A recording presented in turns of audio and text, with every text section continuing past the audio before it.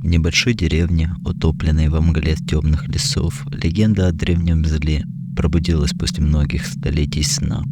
Люди называли его Тень, говорили, что она обитала в самых глубинах леса, питаясь страхами и жаждой мести.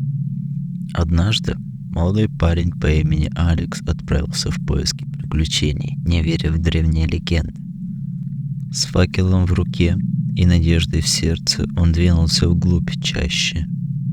Но по мере того, как он излучал в лесу, ветер стал шуметь. Как ни странно, природа как будто предвестала приближение страшных событий. Алекс прошел глубоко в лес, в места, где свет солнца едва проникал сквозь густую листву. Именно здесь он почувствовал, что он не один. Ветер стал сильнее, и ветки скрипели, как бы предостерегали его о надвигающей опасности. Внезапно из темноты внешнего мира существо высокое и обширное, с голосами, сверкающими зловещим светом. Это была тень. Ее взгляд заставил Алекса замереть. Парализованным от страха существо прошептало его имя, и его душа заколебалась, как бы заметаясь в буре.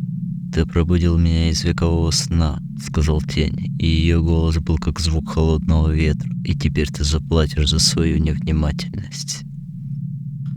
Тень взмахнула рукой, и лес оживился, деревья зашевелились, и корни вылезли из земли, пытаясь удержать Алекса. Он боролся за свою свободу, но тень была сильнее. Тень начала ему внушать ужасное видение его кошмаров. Алекс видел свою смерть, свою душу.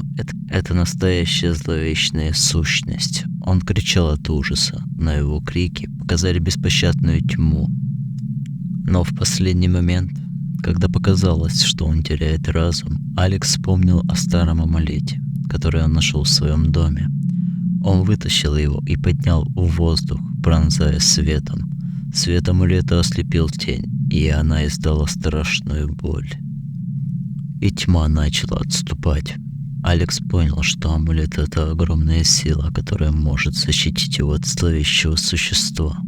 Тень исчезла во мраке, и лес вновь наполнился тишиной. Алекс выбрался из леса, и его сердце все еще билось в ужасе. Он вернулся в деревню, чтобы предостеречь остальных. Тень с очень большой жаждой мести и зла теперь свободно блуждала по темным глубоких лесах, готовая поглотить каждого, кто осмелился нарушить ее покой. Эта страшная встреча стала предупреждением для всех жителей деревни. Она всегда поджидает в тени и готова пробудиться и выйти на свет в поисках новых жертв.